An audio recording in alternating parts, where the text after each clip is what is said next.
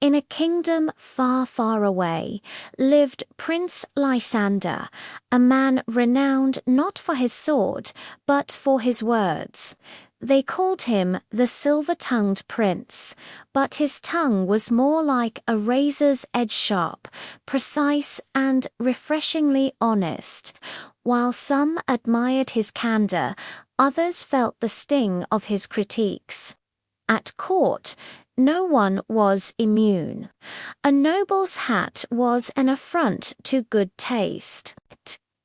A gardener's prized petunias were a chaotic mess. A lady's heartfelt ballad. A sorrowful dirge. Lysander believed he was simply speaking the truth, carving a path to a more perfect kingdom. But his advisers saw the resentment growing in the shadows of his honesty. Then, one crisp morning, the silence in the palace was deafening. Perugine, the prince's closest friend and most loyal servant, was gone. No note, no farewell, just an empty chamber filled with the ghosts of years of loyal service.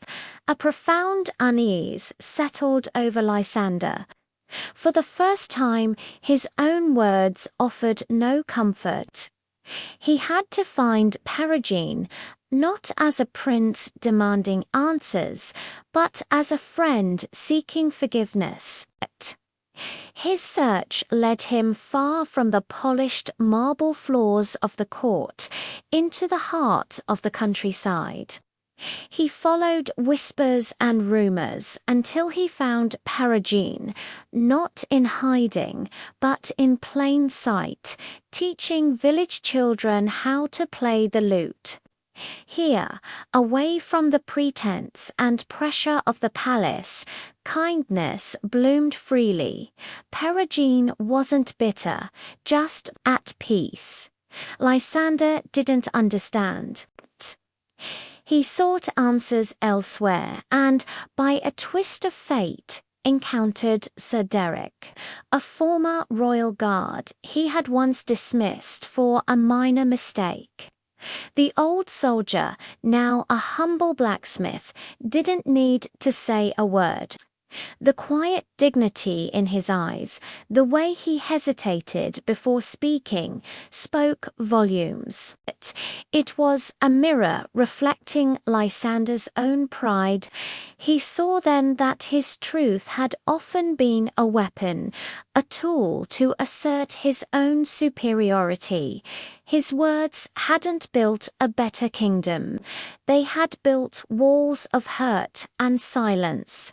The weight of this realization was heavier than any crown. Humbled and lost, Lysander returned to the royal library, a place he had long neglected. There, covered in a fine layer of dust, was an old manuscript titled *The Weight of Words*. Its story was simple. A king's golden crown grew heavier with every careless, sharp word he uttered. It crushed him day by day until he learned the simple art of listening more than he spoke. With each moment of true listening, with every word of encouragement, the crown grew lighter. This wasn't just a children's tale. It was the wisdom he had been searching for. The path forward was clear. Lysander returned to the throne, but he was not the same man. The silver-tongued prince was gone. He called his council, but instead of critiquing their ideas, he asked questions. He encouraged debate, not for the sake of winning, but for the sake of understanding. He sought out the gardener and praised the resilience of his flowers. He visited the lady of the court and requested she sing for him, listening not with a critic's ear, but with an open heart. He learned that words could be bridges, not barriers. Slowly, miraculously, the crown on his head began to feel lighter. His people no longer whispered of the silver-tongued prince. Instead, they spoke with reverence of the listening king, a ruler who understood that the greatest strength lies not in the sharpness of one's tongue, but in the willingness of one's heart to hear. Thank you so much for joining me on this journey. If this story resonated with you, please hit that like button. Subscribe for more tales of wisdom and share your thoughts in the comments below. We'd love to hear them. Until next time.